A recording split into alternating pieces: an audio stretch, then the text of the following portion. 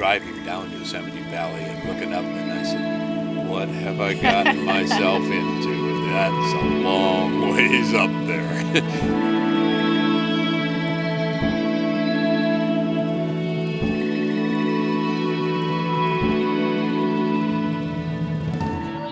And my dad Duane and our support crew, Margaret, Wayne, and Shar, and we are getting ready to go to Little Yosemite Valley and then hike up Half Dome. So the big adventure begins here.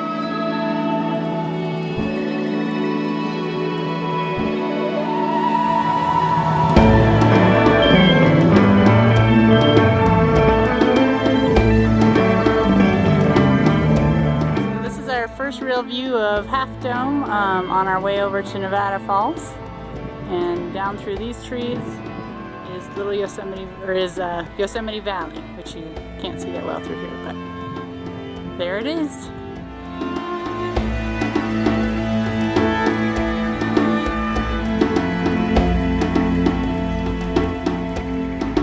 We're cooking our gourmet meal here of vegetable beef stew. Is that what it is? I don't know. Backpackers. Vegetable stew with beef. Ooh, exciting. Can't call it beef stew if it doesn't have a lot. It doesn't really have any beef in it. Thought about squirrel. We tried to catch a fish. That didn't work. 13 minutes after we mix it up. It's gonna be dinner. I do. Man. You're gonna be like, you know, pizza where you just can't wait for it to come out of the oven. Alright, this is Julie Jag with my dad. Oh, there he is somewhere. Howdy. Oh, where'd he go? I don't know. There he is. And it's 7 o'clock in the morning on Monday, and we are on our way up to Half Dome. Yes, we just got done camping at Little Yosemite Valley, and now the real part of the adventure begins. So, wish us luck, and hopefully we'll see you in a little bit. Alright, Dad is getting ready to climb up Half Dome. Yeah. It's looking like a long ways up there, but good thing he's strong of arm, strong of will, strong of heart. Weak of mind. Weak of mind. All those things play right into it. He's got his gloves. With all those combinations, we should make it. Alright, here we go. Well, we did it. We made it to the top of Yosemite. Hello, or top of Half Dome. Yay! Tough part next will be getting down, but we're not going to worry about that yet. We're just going to show you what it looks like from the top of Half Dome. It is beautiful up here. Just the beginning of our adventures, right, Dan? That's right. It's all downhill from here, though. That's true.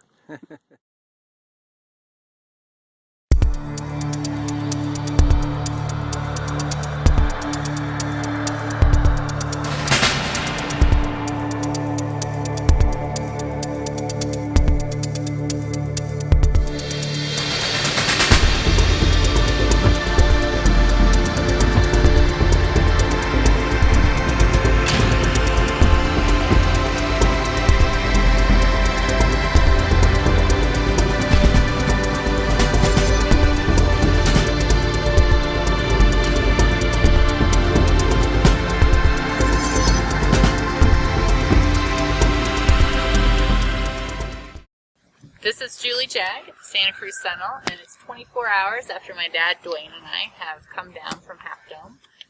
We're enjoying a nice beverage and relaxing by the campfire, and kind of thinking back on what happened during our trek.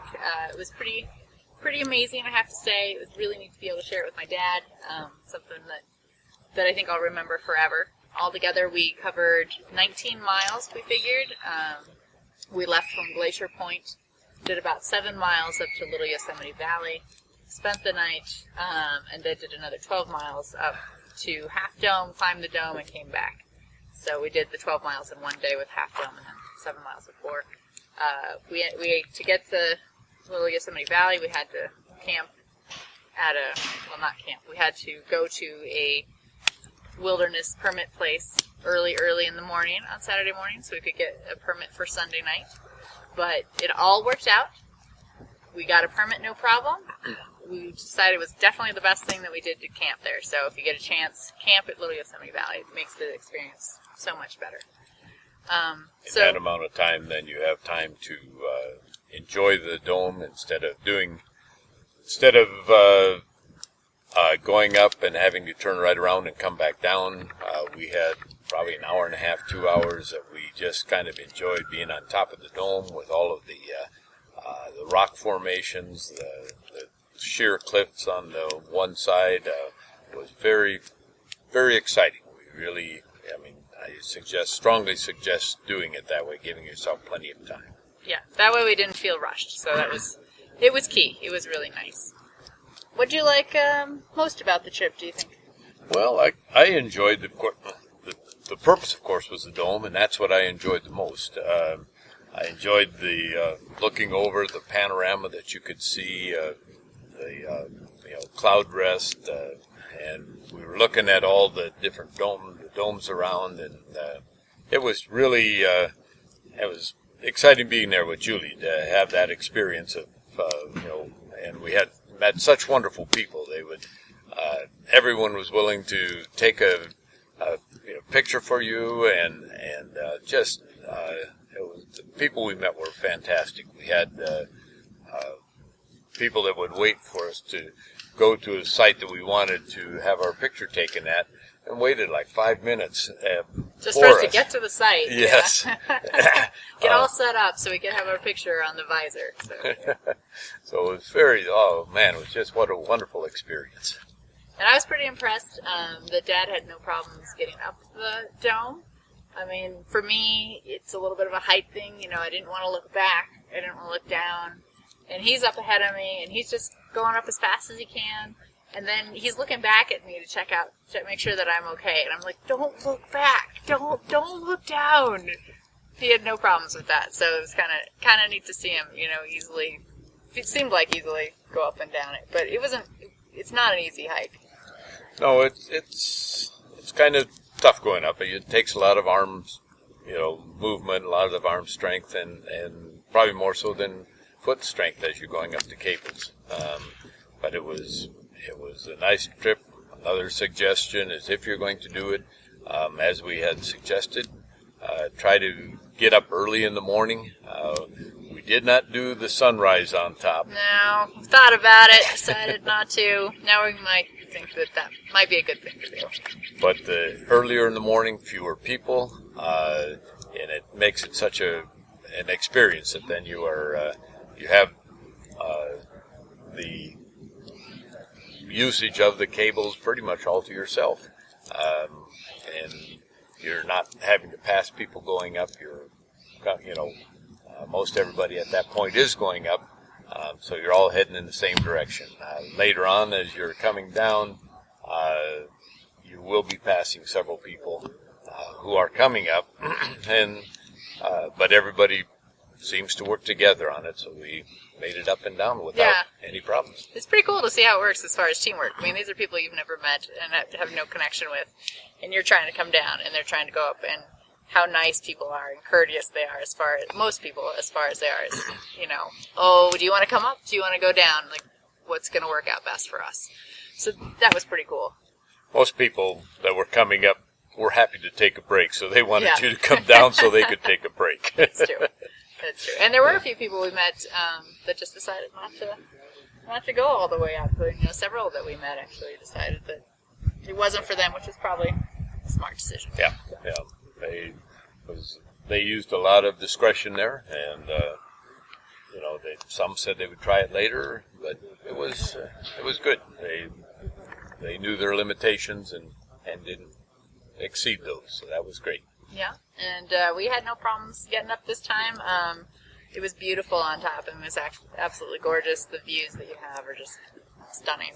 And I mean, that's the main reason for being up there. And we had beautiful weather. Another reason for going early is that it was cool or coolish. It was about the perfect temperature, I think, when we were up there.